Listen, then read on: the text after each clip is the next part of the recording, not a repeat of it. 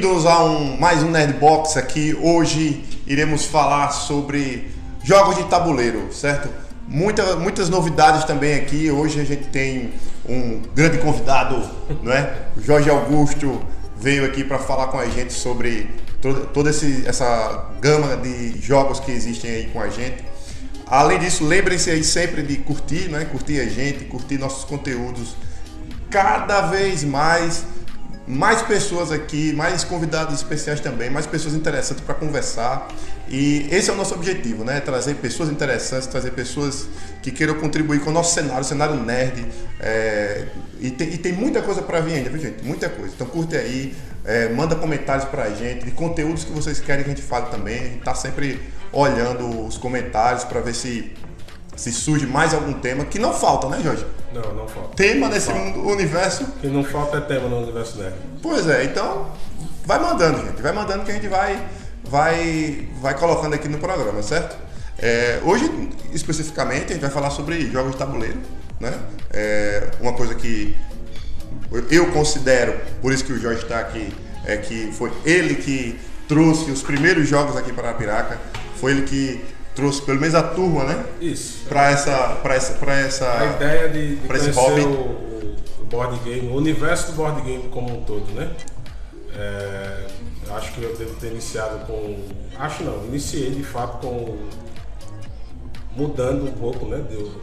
Do comum, que é os pares, né? Que é mudando do War tal para o Senhor dos Anéis, já na moda do lançamento do filme. E a partir daí na hype todo mundo. Todo mundo na hype do Senhor dos Anéis. E aí trouxe a Guerra do Anel. Isso esbarrei numa das pesquisas de Mercado Livre, né? E achei um pouquinho salgado. Aí disse, mas vale a pena. Cara. Quem não está acostumado com o universo de board game normalmente vai, eu não pago, tá? Mas quando você conhece de fato o universo, vê que vale a pena, né? E o que é jogo de tabuleiro? O que seria joguinho de tabuleiro? Joguinho de tabuleiro. O que é? Joguinho de tabuleiro. Bem, o tabuleiro, ele no meu entender, lógico. Sim. Ele é uma interação que passa entre um jogo cooperativo ou até um jogo competitivo. Na maioria das vezes o pessoal está acostumado com xadrez, dama, para o pessoal... Os clássicos, né? Os clássicos, né? Gamão, esse tipo de jogo. Para o pessoal mais jovem, normalmente tem aquele War, né? Uno, jogos normalmente advindos da Estrela ou da Gru, né? Mas o board game... Tem aquele que era umas facezinhas assim também? Que eram as carinhas assim, você tinha que acertar a carinha do outro lado. Ficava a carinha pra cá e carinha pra lá. Combate, parece. Era alguma coisa assim, eu lembro disso. Tinha o Naval, né? Como é o nome daquele Naval? Batalha Naval. Batalha Naval. Sim. Que aí foram jogos que, assim, ficaram na nossa, não vou dizer, infância, eu diria, né? E aí, com a juventude, vieram jogos que traziam mais necessidade de raciocínio, lógico, e até de estratégia. E aí foi onde a gente começou a ter Nós tivemos um amigo comum que trouxe o jogo do Arkham Horror, né? Sim. E também o World of Warcraft. Sim. Em tabuleiro, né? Também na época que o World of Warcraft virou o MMORPG. Estourou. Tava todo mundo jogando, né? Isso. Eu tava jogando, tu tava jogando, tava jogando Play, tava jogando todo mundo. Uma galera tava jogando. Cartão de crédito dos pais estourava, de tanta franquia que a gente pagava. Vinha R$1.000 de cartão pros pais, alguém pagava o pai. Aí veio o Senhor dos Anéis na época, né? E aí despertou as mecânicas melhoradas, né? Jogos que dependiam, além de jogadas de dados, como é o comum, de interação com cartas, estratégia de gestão de recursos. E a gente foi conhecendo aí esse mundo, né? Que hoje, graças a Deus, está muito bem difundido. Tá. A Galápagos chegou no mercado nacional para dar uma melhorada no acesso de todo mundo, inclusive. Apesar de ainda ter alguns jogos que eu ainda acho que estão superfaturados, mas... Além de superfaturado, nessa pandemia aí, eles pecaram um pouquinho em qualidade, né? Porque tem muita reclamação de jogo... Eu acho que, na jogo verdade, o problema... mofado e tal. Na verdade, a gente tem que também dar um crédito pros caras, porque eu acho que o problema maior de você entrar nesse mundo de jogos que não estão habituados ao mercado nacional é a própria legislação, né? A gente sabe que a taxa tributária em cima desses jogos é gigantesca. Então, assim, às vezes a gente até lembro na época da Ilha de Tabuleiro que o pessoal dava dica de como exportar jogo dos Estados Unidos, né? Alguns macetes. Tu perdeu o jogo, não foi? Perdesse dinheiro? Perdi vários jogos, inclusive. Perdi 2 jogos, na verdade, na tributação. Perdi Citadels, que é um jogo de cartas. E, inclusive, comprei e chegou outra vez. Depois, foi. E ali era outro jogo ou era o mesmo jogo? Não, aquele era outro jogo. Teve que pedir de novo. Isso, de outra loja. Na verdade, eu me desiludi com as dicas, né? Porque, convenhamos, é um jeitinho brasileiro de passar na exportação e algumas vezes não passava. Não passava. Aí eu perdi o Citadels, teve um outro jogo que agora me falha a memória. O trauma foi tão grande que eu disse, não vou parar. Não era algum desses... Porto Rico, algum desses não? Porto Rico, não é? Porto Rico. Na verdade foi São Juan. São Juan. Que é outra vertente do Porto Rico. É um né? Porto Rico melhorado, né? Isso. Porque o Porto Rico é mais antigo, não é isso? E aí o que acontece? Nessa pegada apareceram algumas lojas, né? Foi quando a gente comprou alguns jogos como Shadows of Camelot, o próprio Citadel eu comprei por lá. Numa loja de Santa Catarina, se não me engano. Cara, gente boa. No caso, loja brasileira. Já a loja que fazia já o serviço completo, isso, né? já trazia, me entregava pelo preço já de exportação. Já tudo pronto. Mesmo sabendo que estava um pouquinho mais caro, mas... Valia a pena. Valia a pena porque para você ter acesso vamos dizer assim, ao ouro do board game que está lá fora, é muito difícil você trazer aqui no Brasil. E aí a Galápagos veio para dar uma melhorada, né? Mas porque o que a gente tem aqui é a estrela, que a gente tinha, né? Na verdade, na época. Era a estrela com War ou com Banco Imobiliário, que é GROW, né? Isso. GROW é Banco Imobiliário, para o pessoal se situar também, né? Que é mais Jogo da Vida. Jogo da Vida. Esses jogos são jogos tidos como, vamos dizer, clássicos modernos, né?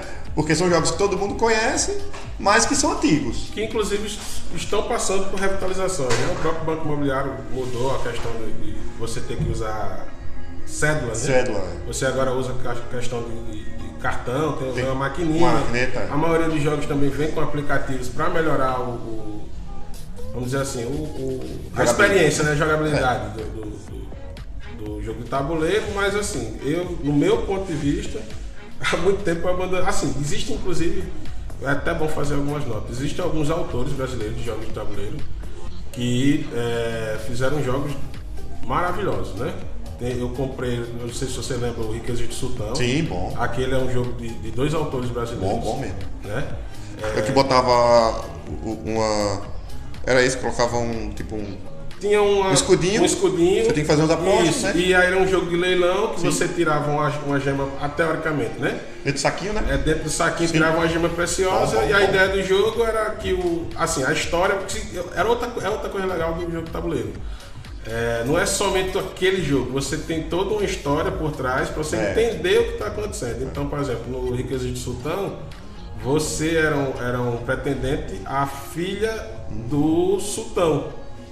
E aí, para você impressionar o sultão, ele dava uma missão para os pretendentes que quem trouxesse a coleção de joias mais preciosas teria a mão da filha dele. Aí cada um tinha um custo, né? Isso. Aí cada um tinha o seu escudozinho, cada gema tinha um custo diferente. E aí, por exemplo, se você fizesse uma coleção com 3 gemas vermelhas, 2 azuis, tinha uma pontuação.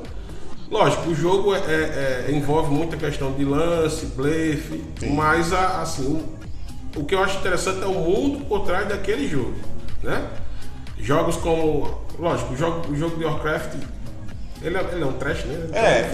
Quem conhece o World of Warcraft né? O jogo de MMO, sabe como é, né? Aquele negócio de você ter que ir atrás de missão aí, cumprindo quest, subindo evoluindo, isso. Né?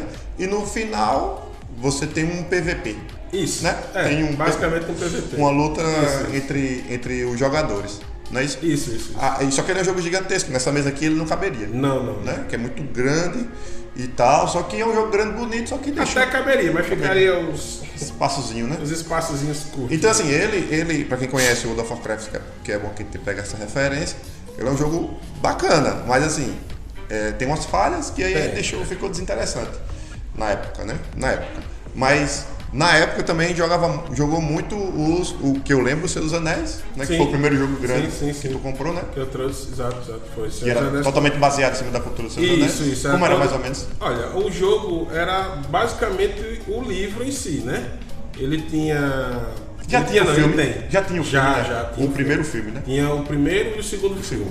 Mas o jogo não era baseado em cima do filme. Não, era em cima dos livros, da trilogia dos livros. Né? Até porque eu lembro das cartas que eles não tinham nada a ver com os atores. Algumas, por exemplo, o jogo ele é feito com as cartas, né? Que são os eventos, que os jogadores aqui controlam os eventos, né? E as miniaturas são as miniaturas da Sociedade do Anel e o Gandalf, o Aragorn depois de nomeado rei, o Gandalf tinha troca de personagem, isso, né? O personagem transformava e ele é basicamente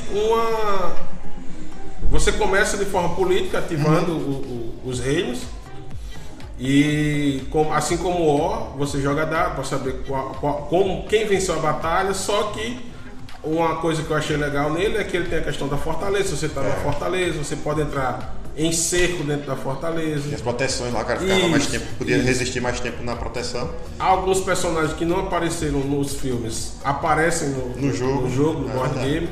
Então, assim, eu achei legal ele porque ele é bem fiel de fato à história do Senhor dos Anéis. Inclusive, algumas jogadas, alguns eventos das cartas. Calham de cair exatamente em algumas fortalezas, como é o caso do Barbávoro, né? E os Ents. Toda vez que a gente estava jogando, puxava a carta do Barbávoro caía quando a gente estava disputando a torre do Saruman, né? Isso. E basicamente foi o que me encantou no jogo. Lógico, começo o hype, né? Eu vi como todo nerd gosta de colecionar. E ele foi caro, tu lembra? Cara, foi, né? Padrões de hoje não seria. Para os padrões de hoje não seria. Na época, isso eu tinha recém entrado, na época eu trabalhava no Banco do Brasil, né? Eu trabalhava, entrei em 2004. Eu devo ter comprado o jogo em 2005, 2006, por aí. Não estou bem lembrado, mas foi cerca de 200 e poucos reais. Que na época hoje a gente pode botar aí 400, 500 reais. Né? Hoje em dia um jogo, vamos dizer assim, de primeira linha sai a 400 essa faixa. Reais por aí. A depender também da qualidade das miniaturas, da qualidade da caixa até, né? E dos componentes, que é uma coisa que também difere muito do mercado nacional para o mercado do board game que a gente conhece. Hoje, pode até ter dado uma melhoradazinha, a Estrela melhorou um pouco e tal. Rapaz, a Estrela lançou um jogo chamado não sei o que do Khan. Herdeiros do Khan. Não. Herdeiros do Khan. Ela fez um jogo que é bem bacana o jogo, assim, só que tem os componentes todos de um jogo moderno. Todos assim. Mas o pessoal reclama do material. É porque o material... Agora sai por 200 reais, um jogo que... Teoricamente barato, né? Assim, teoricamente barato, só que a qualidade inferior a um jogo americano ou um jogo europeu, por exemplo. É porque o mercado nacional ele não tem muita preocupação com a qualidade dos componentes, né? Papelãozinho, sabe aquele... Isso, papelão, no máximo uma miniatura plástica sem muitos detalhes. Não tem miniatura nele. Na maioria das vezes é o... Como é o nome? Que é o de madeirinha? Peãozinho. O peãozinho, né? Quando é o peão de madeira ou de normalmente plástico, de plástico, né? Que é muito os meeple, né? Que é o famoso meeple, isso. Que é um bonequinho, é como se fosse um bonequinho, um formato de bonequinho. E ele fica lá para marcar, né? Isso, para marcar posição dentro do jogo, alguma estratégia, mas assim, o diferencial de fato do mundo do board game, do mercado nacional para o mercado estrangeiro, né, vamos dizer assim, é a qualidade dos componentes. Até o livro de regra acaba sendo uma obra de arte, por causa das imagens, da qualidade do papel. Já o jogo brasileiro, ele peca um pouco nessa questão. Eu acho que como é produção massificada, né? Eles acabam pecando nessa qualidade desses componentes. Eu duvido. Às vezes eu acho que é mais para ganhar mais.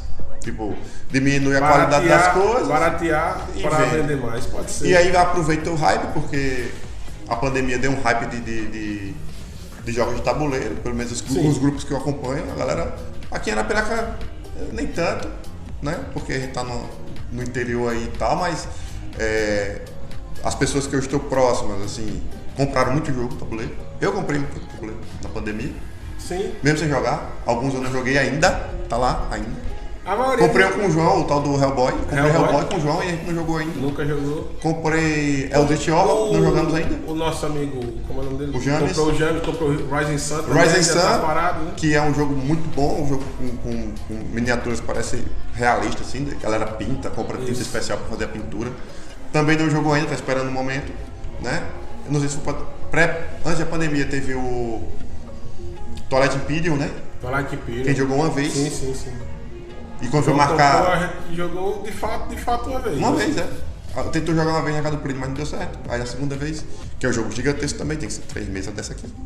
Também. Não só as mesas, né? Tem que ter também a quantidade de tempo considerável. E né? jogador, porque tem que fechar os 6. Isso. Se fosse 4, é uma experiência totalmente diferente de 6. Bem diferente. Não é? Extremamente diferente. Até porque o jogo começa na montagem do tabuleiro, né? Ele é um jogo de... Vem com hexágono que você monta a galáxia, né? Então, assim, a própria montagem...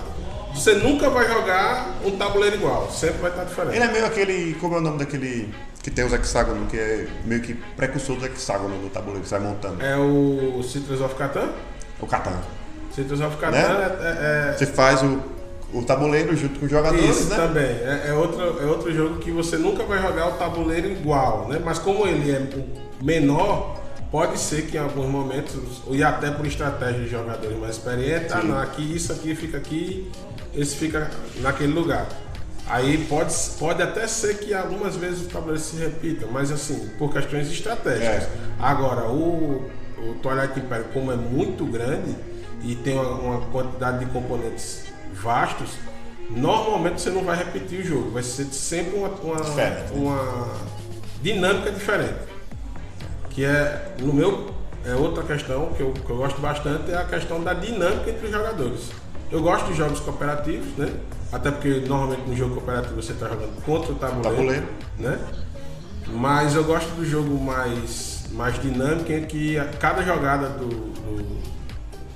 entre os jogadores... Que tem a diferença ali, né? O cara tá, por exemplo, você e aquele cara ali vai fazer diferença no teu jogo, por exemplo. Faz. Isso no competitivo, né? No cooperativo nem tanto. O outro tá fazendo o jogo pra você, às vezes não faz, mas você já sabe mais ou menos qual é a mecânica. Sim. Então você já vai batendo em cima de uma lógica ali do jogo, né? Sim. Porque você sabe como é que o tabuleiro vai trabalhar. Exato. E o competitivo eu brinco não. que o logaritmo acaba repetindo a estratégia, né? E a gente acaba pegando vamos dizer assim, o macete do tabuleiro. E o outro jogador não tem. Você não sabe o que o cara vai fazer. Exatamente. Tem cara que entra em jogo só pra trollar. É imprevisto. Isso. Ainda tem aquele tipo de jogador que vai só pra trollar, só né? pra esculhambar. A gente não vai falar com nomes aqui? Não. Quer falar? Você não quer falar dele. Pô, tem muita gente. Tem muita gente. Porque eu não sei como é que o cara entra no jogo pra trollar o jogo, cara. Às vezes é um divertimento, né? Tem isso. Vamos dizer assim, a relação da amizade passa também por isso, por você brincar com o seu amigo como adversário e no final fica tudo bem. Às vezes não, dependendo do jogo, logicamente, né? Eu já passei um ano sem falar. Um ano sem falar com os amigos por causa de Game of Thrones.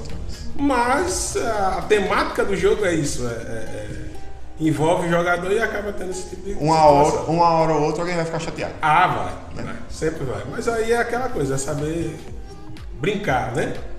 Chegar para um amigo e dizer, bicho, foi mal, desculpa aí e tal. O que você acha de jogo de dupla? O que você acha assim? Por exemplo, vamos começar lá, xadrez. Ah, tá, jogos que Não, já de perdeu dupla. jogadores. Eu tô colocando assim dupla porque são jogos que a gente vê menos, né? Por exemplo, jogo de xadrez, por exemplo. O xadrez, pra ser bem um jogo clássico de xadrez, sim. que é o xadrez, e eu tô querendo trazer aqui mais a parte de dupla, porque eu acho que eu vejo tão pouco jogo moderno de dupla. de duelo. Assim, algo como um duelo, Sim, né? duelo. Assim, Você do meu curte, ponto assim? de vista, eu curto, né? Mas, por exemplo, xadrez foi basicamente o meu board game, entre aspas, que eu aprendi na vida, né? Meu pai foi... Foi o primeiro? Foi o primeirão. Eu joguei dama. O negócio era dama. Não, meu pai tem um amor por xadrez e foi o primeiro jogo assim que ele ensinou pra gente. E até hoje ele joga com meu irmão. Até hoje ele joga com meu irmão, então assim, os jogos de dupla eu acho bastante interessante em virtude, como eu disse pra você, da dinâmica. E como ele é um jogo que normalmente ele é mais rápido, ele flui mais rápido e tem consequências mais rápidas, eu acho legal por isso. Mas assim, eu tenho uma certa predileção pelo mesão de board game. Mais pela. Lógico, o jogo é interessante, mas eu gosto da dinâmica entre as pessoas. Por exemplo, a gente pegou lá o Legend of Firelands Card Game. Sim. Jogamos, é top, muito bom o jogo. Muito bom mesmo. Mas a gente ficou naquele negócio de pegar o box que joga todo mundo. Todo mundo. A regra alternativa, Mesão. né? De mesão. É bom, A vontade... tem todas as coisas do RPG, né? E o legal do de repente Legends, a gente fica, velho, tá faltando alguma coisa aqui, o que tá faltando? É porque a gente migrou, no caso do Legends, a gente migrou ao contrário, né? Muita gente migrou do card game para o RPG. Nós fizemos o contrário. Ele era um card game? Ele era um card game antes de se tornar um RPG. Que card game tá no meio do board game. Uma coisa também que a gente pode fazer é o seguinte: o RPG é um board game, né? Sim. Não deixa de ser um jogo de tabuleiro. A diferença é que ele saiu mais um pouco do tabuleiro, né? Saiu um pouco mais da mesa. Alguns, né? Alguns sistemas de RPG saíram do tabuleiro. Foi para a narrativa. Isso, outros nem tanto, né? Por exemplo, o falecido quarta edição era um jogo de tabuleiro, né? Era de fato um jogo de tabuleiro. Você precisava de tabuleiro para jogar. Tinha regra até para jogar sozinho. Isso. Na verdade, jogar sozinho não. Jogar sem narrador. Sem narrador. Era o jogo sem narrador. Você montava o tabuleiro e outro jogo que a gente joga hoje em dia, né? Assim, já foi descontinuado, infelizmente. Mas era o Reino de Ferro, né? Que a gente hoje, o atual sistema próprio, ele precisa de uma movimentação de tabuleiro com as miniaturas, que eu acho interessante por N motivos. Mas assim, com certeza o RPG pode ser considerado sim. Mas aí voltando ao Legend of Firelands, você disse que a gente fez o contrário. A gente migrou ao contrário, a gente migrou do RPG, então a gente tinha um mundo que nós tínhamos no nosso imaginário. A gente já sabia, né? A gente já conhecia e fomos ver, vamos dar uma olhada no game. E aí... Quer dizer que os caras fizeram todo esse negócio, tudo no card game. Tipo então, os clãs e tal. Tudo... A lore gigantesca. Tudo veio... Aí é que eu acho mais interessante da gente do Firelands é isso, porque a lore, ela veio dos torneios oficiais. Então, assim, quando... Aquela lore que está sendo feita ali, na verdade, eram decks de jogo. E aí aquela história foi sendo formada dentro dos torneios. Entendi. Entendeu? Inclusive a questão do torneio Shogun, aí quem é que foi que venceu? Foi um jogador com o deck do Escorpião, vamos dizer, aí o Shogun vai ser o campeão daquele deck. Aí qual é o campeão? Entendeu? Aí já vai pra história. Isso. Dos oficiais, né? No caso. A lore oficial, né? Não sabia. É toda feita através dos... Então quer dizer que por isso que aí fica até difícil jogar depois no RPG, porque você diz, poxa, mas como é que o Escorpião ganhou aqui um duelo contra, sei lá, a Garça, né? Um negócio assim. Aí o cara diz, não, foi o cara que jogou com o deck. O cara que montou o deck ficou melhor e ganhou. E aí a lore foi se adaptando aos decks que eram criados. E é muito bom isso, porque você deixa muito imprevisível, né? Sim. O jogo. Né? Ao contrário de Magic, normalmente o Magic ele já lança um romance. Então ele já tem um romance pronto. Separado. As cartas se adequam ao romance. É verdade. Né? E aí o jogador não cria. Já no Legend of Firelands, a história, o lore que já existia, criado pelos torneios, migrou para o RPG. Não, e até tem nessa nova versão do Legend of Firelands tem lá, né?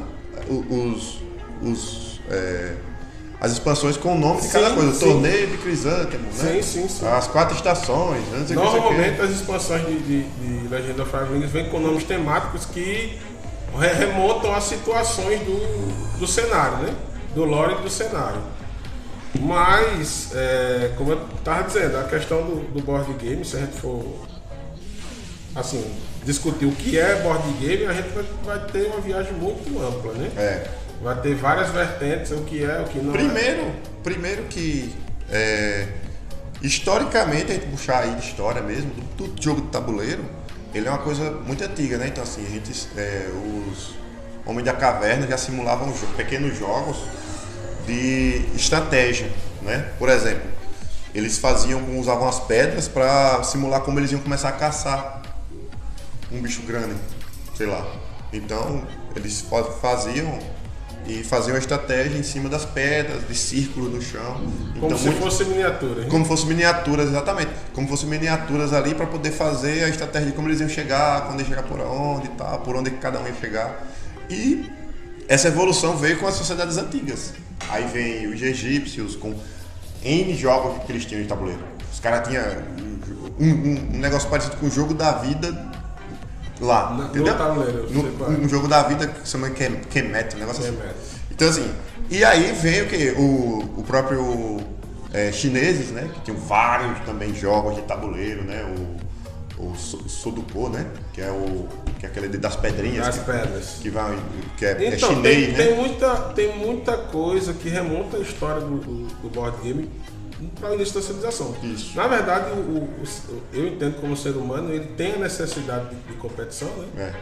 E tem a necessidade também de entretenimento. Então isso gera, vai acabar gerando os jogos de tabuleiro como um todo. Alguns de modo prático, né? Como é a lenda do xadrez, né? Que é aquela questão do rei que perdeu o filho, aí inventaram o jogo. Ou a simples simulação de alguma situação, como é situação de guerra, né? O próprio jogo que está bastante atual, que é o Pandemic, né? Que trata de como as pandemias se alastram pelo mundo. E N outros jogos que podem sim remontar a tempos passados. Todos esses jogos modernos, para quem não conhece o universo aí do jogos de tabuleiro, um quadrinho, por exemplo, ele pode se tornar um jogo de tabuleiro. Facilmente. Né? Porque a gente tem aí Hellboy, a gente tem Kick-Ass, que é um quadrinho, né? Então, assim, cada coisa que você gosta aí, que você está assistindo, você gosta de algum anime, alguma revista. Mesmo tem, acho que que eu conheça, né? Eu já conheci 2 card games de Senhor dos Anéis. Isso, tem card game. Tem Jornada da Terra-média. Game, né? Jornada da Terra-média, A Guerra do Anel. Esse que é o Círio.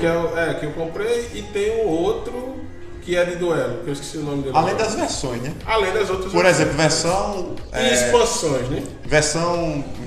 Porque Monopólio, que é o nosso banco imobiliário americano. Né? O Monopólio, tem várias versões, assim. Versão Super Mario... Não só versões, até expansões, né? Que é outra coisa do board game interessante, porque você compra vamos dizer assim, o box de starter, né? E aquele box ali chega um momento que não é mais suficiente. Aí você tem que expandir aquele jogo. O que não é comum acontecer entre a gente. Não, aqui a gente vai comprando. No mercado nacional, né? Vai comprando. Não, a gente vai comprando novos jogos. A gente sempre quer conhecer novas temáticas, novos sistemas, novas, vamos dizer assim, novos mundos, teoricamente, né? Porque eu tô com o Eldritch Horror lá. Aí o Eldritch Horror é um jogo pesadão, assim, bom, muito rejogável. É cooperativo, mas é muito rejogável. Sim. Ele é muito rejogável, assim, porque ele não tem uma história, ele é um jogo cooperativo que não tem uma história, não tem vai acontecer alguma coisa no jogo, claro, mas a gente sabe o começo, meio e fim do jogo. Não é como o Mystery of Madness, por exemplo, que eu joguei com o James, que participou de um programa que ficou aqui perdido no tempo e espaço, né, também. Então, assim, é um jogo fantástico que você coloca na televisão, você vai jogando, você vai interagindo com o vídeo, com o áudio do jogo, e a história, você não sabe como vai terminar. Joguei com a Pamela, com a Kátia, com a minha esposa, e e o como é o nome? Eldritch Horror, tem o Arkham Horror. Aí jogamos o Arkham Horror, que é meio Maze of Madness também. Você começa, não sabe como vai terminar. Não sabe como vai terminar. Não tem um objetivo específico. Você vai jogando o jogo no tabuleiro, vai mexendo com suas miniaturas, vai descobrindo coisa. E aí o jogo vai se desfazendo. 6, 7 horas de jogo. Entendeu? E aí, o que é que tem? As expansões para você melhorar o jogo. Melhorar a experiência de jogo. Do jogo. Aí normalmente a gente faz o quê? Compra outro jogo. E não compra as expansões. O Eldritch Horror mesmo tem 6 expansões. Então assim, falta vida para jogar. Inclusive o Twilight Imperium, que o João Paulo comprou, ele já é a absorção de várias expansões anteriores. Sim. E que ele... Não, tem muita expansão. Vamos tornar isso aqui agora só. o Box Starter. O Box Starter, na verdade, não é aquele. É o que tinha iniciado o Twilight Imperium na época. Só? Né? E eles aglomeraram todas as expansões. Pronto, agora tem um Box Starter aqui. Agora vamos fazer mais expansões em cima desse Box Starter. Isso. Que já saiu, né? Mas sim. Que é quase o mesmo preço do jogo. 600 pau. Então, é que tá. Porque esses jogos... Eles 600 reais. Eles... Quanto foi o do João? O do João foi quase R$1.000. Foi algo próximo dos R$900, se não me engano. Negócio assim, porque tava na promoção. Mas tem jogo barato. Não, muito tem barato. jogo barato. A questão é porque como você vai avançando nesse mundo de board game, você quer mecânicas mais complexas com o tempo. Que é o supra-sumo. É tipo vício. Mas é mesmo. Você começa com mecânica simples e se apaixona por aquela mecânica simples. E depois, com o tempo, não, eu quero algo mais complexo, eu quero algo mais difícil, eu quero algo mais... simples, né? Quer dizer, a gente não, a gente tá querendo coisa mais complexa. A gente vai avançando. Normalmente vai só procurando jogos mais complexos, né? E jogo barato, vou até fazer uma pesquisa aqui rápida. Jogos de tabuleiro baratos, mais em conta, né? E você vai vendo que a sua necessidade de conhecer coisas novas, porque você vai se adaptando àquele jogo e você quer ganhar. Sim. Tem gente que gosta de ganhar. Eu não gosto de ganhar, eu gosto de jogar. Todo ser humano gosta de ganhar. Não, eu não gosto, eu gosto de jogar. Eu gosto da experiência. Essa história de que não gosta de ganhar eu gosto da experiência, de estar com meus amigos, de jogar, de fazer a coisa acontecer. O negócio de ganhar não é comigo, não. Agora, jogos, quanto mais intriga, por exemplo, Game of Thrones mesmo, que foi um jogo que você saiu correndo, nervoso. Eu acho ainda mais interessante, porque ele mexe com a mesa, né? Mexe com o emocional do jogador, na verdade, também. Você se joga pra dentro do mundo e acaba sendo sugado por aquela temática, né? Além disso, fica muito evidente pra gente quando o cara tá envolvido com o jogo que você perde, que o cara fica putaço mesmo, né? Então, mais prova do que o jogo é bom do que essa, não tem. Não, porque demonstra que de fato o jogador conseguiu se ambientar naquele mundo. Né? Ó, jogos aqui, por exemplo, que são em conta, vamos botar assim, que ainda acho caro. Breaking Bad mesmo, que é um jogo da Galápagos, R$260. O Concept, que é 219. Breaking Bad, inclusive, inspirado na série. Na série. Breaking Bad é a série, quem não assistiu, pelo amor de Deus, vai assistir, porque é fantástico. Mas, por exemplo, um jogo que eu gosto muito, que é Black Stories, que é histórias sinistras, mortes hilárias. R$35. Eu já joguei com esse jogo com 8 pessoas. Os party games normalmente são bem baratos. Né? R$40, R$50 você tá fazendo a festa. Entendeu? Junta a galera, joga os dados e vê o que acontece. O que acontece. Não, os party games são legais porque são jogos rápidos, né? Pra quem quiser, assim, tá interessado em conhecer o mundo, eu aconselharia primeiro conhecer os party games, né? Party Games, não é isso? Isso. Aí você vai na Amazon lá e coloca Party Games, jogos de festa, normalmente estão como Party Games. Normalmente são jogos de cartas menores. Cartas, né? Às vezes. Tabuleiros pequenos, dados. Jenga, por exemplo. Isso, né? Jenga, que eu acredito que seja mais conhecido aqui no Brasil, né? Jogos como. Até o Uno, Werewolf, Sim, o Werewolf. Que não é muito mais. Assim, não tem muita venda hoje em dia. Outro jogo, como é o nome daquele jogo das cartinhas? Double, que você vai, que é pequenininho também, R$60, você compra aí tranquilo, tá fazendo festa. Para iniciar, você quer iniciar, você vai nessa parte de iniciação, que é o quê? Os party games, né? Jogos fáceis, jogos simples, poucas regras, Porque se for direto para um jogo grande, você não vai... Regras mais rápidas, né, eu diria, né? Isso. Assim, coisas mais simples de se aprender e jogar de imediato. Agora, tem jogos que a gente... Aí começa a ficar um pouco mais complicado, se a gente for para jogos um pouco maiores, né? O próprio Senhor dos Anéis eu levei quase uma semana para poder entender todas as regras. E mesmo assim não entendi todas as regras. A gente vai jogando meio que teste. Isso, a gente vai testando. Não, vamos primeiro... Inclusive esses jogos maiores eles vêm com 2 versões. A primeira versão para o iniciante, para que ele consiga abrir a caixa e jogar. E aí, com o tempo que você pega as regras do nível iniciante, você passa para o nível avançado. E aí começa a jogar de forma mais completa. O Seus Anéis ele é um jogo cooperativo, né? Ele é um jogo... Cooperativo. Ele é competitivo e cooperativo ao mesmo tempo. É meio estranho mesmo, porque... Porque assim, ele é um jogo para até 4 pessoas, é uma dinâmica, vamos dizer assim, não convencional. Ele é um jogo para 4 pessoas, sendo que ele pode ser jogado com 2 pessoas, onde uma pessoa representa o lado do mal, né, que é o Sauron, e o outro lado joga com a Sociedade do Anel e aliados.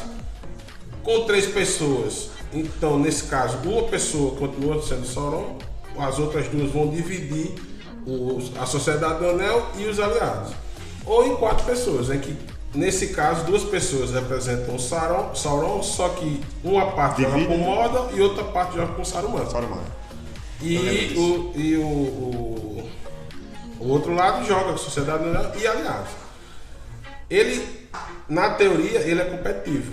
Que a ideia é o lado do Sauron impedir que Frodo chegue à Montanha da Perdição, né? E o outro lado tem que chegar à Montanha da Perdição para ganhar. Mas dentre essa temática existem várias situações. Mas tipo, é muito difícil. Eu lembro que tinha uma parada que era muito difícil o Frodo não chegar. Não era assim? Ou era o contrário? Não, na verdade ele facilita para alguém. Então, como a ideia é seguir a história, né, dos livros, se o jogador que tiver com a Sociedade do Anel souber conduzir bem o jogo, ele vai chegar ao final sem problema nenhum. Mas existem complicações que o jogador que está com o Sauron pode fazer, o Frodo aparecer para dificultar, né? Para dificultar aquela entrada. A ideia é fazer com que, lógico, o Frodo chegue até a Montanha da Perdição e conte aquela história novamente. A gente vai estar contando novamente a história diversas vezes no tabuleiro. Por isso que ele é desconectado do filme, né? Isso. Porque se fosse botar o filme ali, na época a gente não sabia como é que ia ser o fim do filme. Isso. Mas quem já tinha lido já sabia como era. Já sabia. Né? Então não tinha que fazer o filme. Porque pode acontecer isso, né? Por exemplo, não tem o jogo do Matrix, beleza. Mas vamos dizer que tivesse. Beleza, você pode fazer o jogo do primeiro filme, do segundo filme, do terceiro filme. Isso. Né? E separar. Né? E o Seus Anéis, a gente sabia que era começo, meio e fim. Era como se estivesse vendo a trilogia toda. Novamente. Né? E não tinha terminado ainda. Eventualmente acontecia uma coisa diferente, né? Remodelava a história, mas sempre a ideia é ele sair lá de... Eu esqueci o nome do Reino Élfico, Lórien, se não me engano, né? Até a Montanha da Perdição em Mordor. Tô vendo aqui alguns... Vamos aí ver aí, sei lá, 5 jogos que você... Fica na sua mente, assim, que a gente jogou. 5, assim. 5 jogos de tabuleiro. Tá. 5 jogos de tabuleiro que ficaram na minha mente. Se for mesmo, eu digo também. Bom, eu tenho muitos party games que ficam na mente porque são os jogos mais divertidos, né? Então, Bang é um jogo que fica na minha mente, é clássico, né?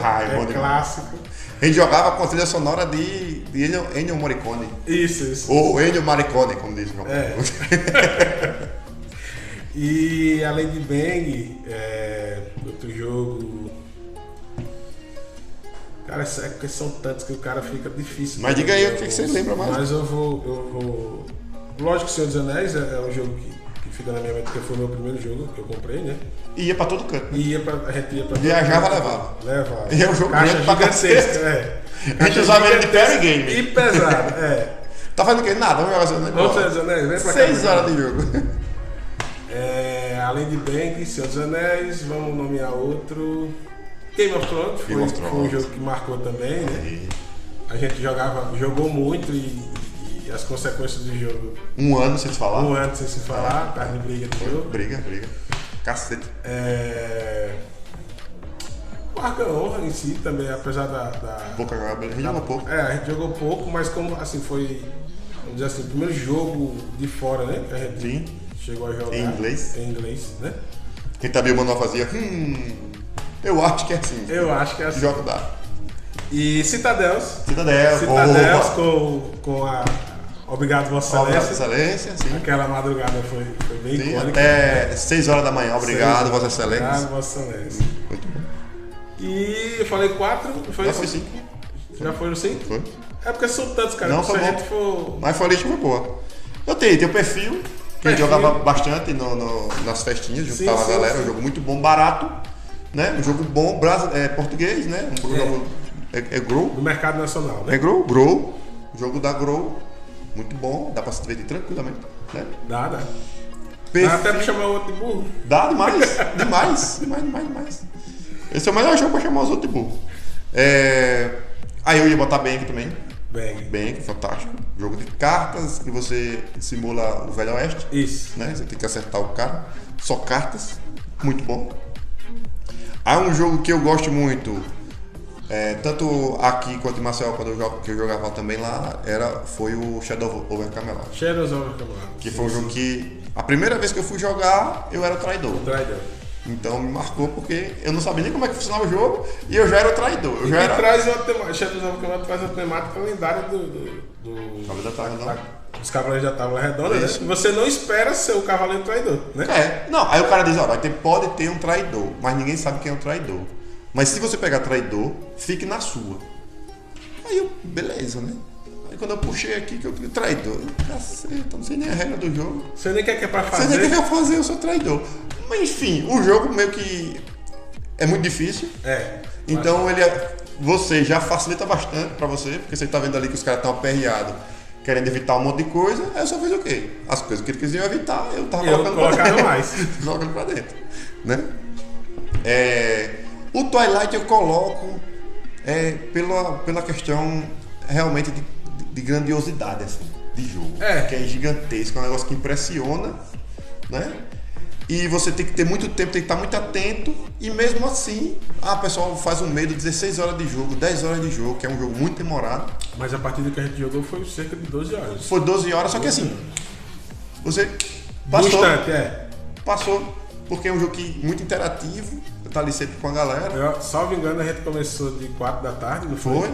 E terminamos depois das 5 e foi super rápido. Agora assim, teve as paradas de lanche. Sim.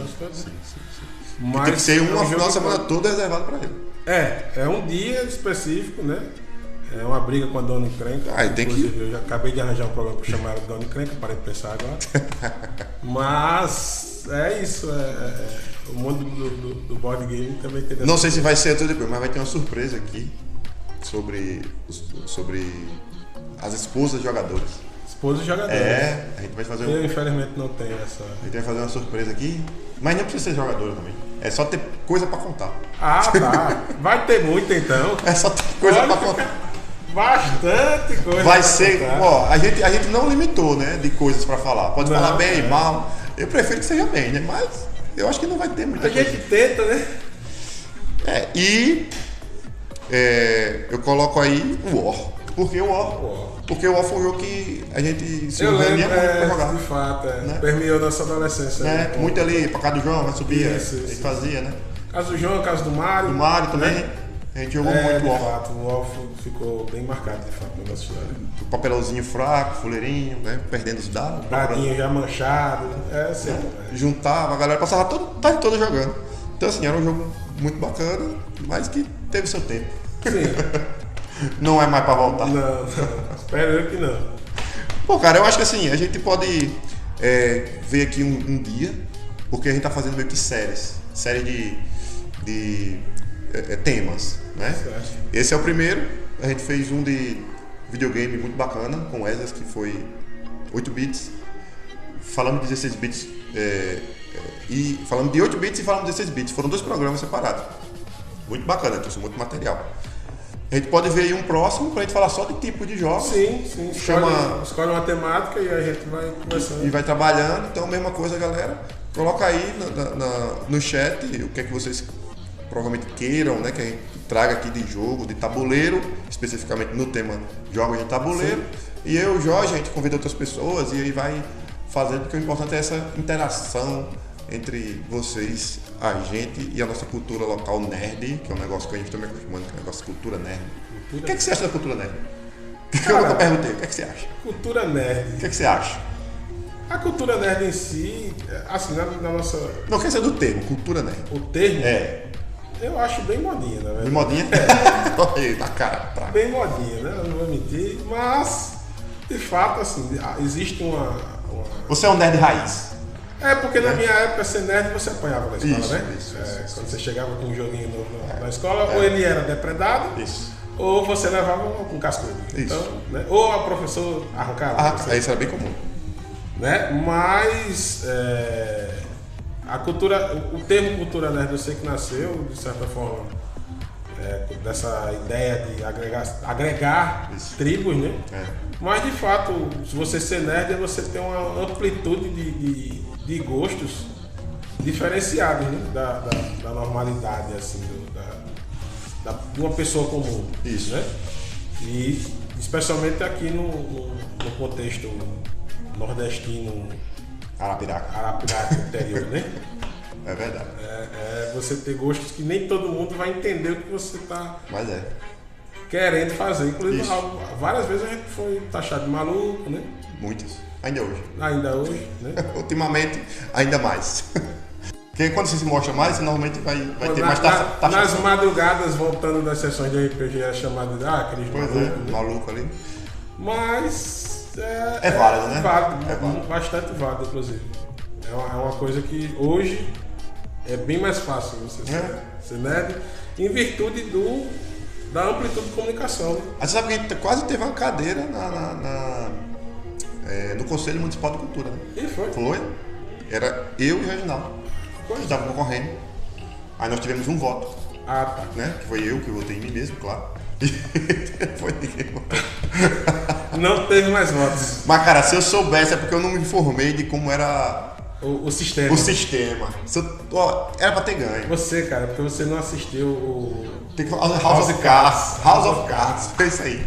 Então, assim, eu acho que se eu soubesse antes, a gente falando de jogo aqui, eu não sabia o jogo, eu não sabia a regra do jogo, cara. Então, assim, eu não soube mexer as peças. Porque eu tenho certeza que tinha se você tivesse assistido House of Cards, você já tá ligado. No jogo, exatamente. Mas infelizmente, mas a próxima, até um recado pro Wellington aí, ó, não vai escapar não. Essa mesa não escapa não. Pra mim, a próxima a gente vai conseguir. Beleza, gente? Alguma coisa? Mas, por enquanto, fechou? Mais nada. Só agradecer o convite. Valeu, a gente tá sempre aqui, as portas estão abertas sempre. Beleza? Pessoal, obrigado mais uma vez. Curte aí mais uma vez e até a próxima. Até mais.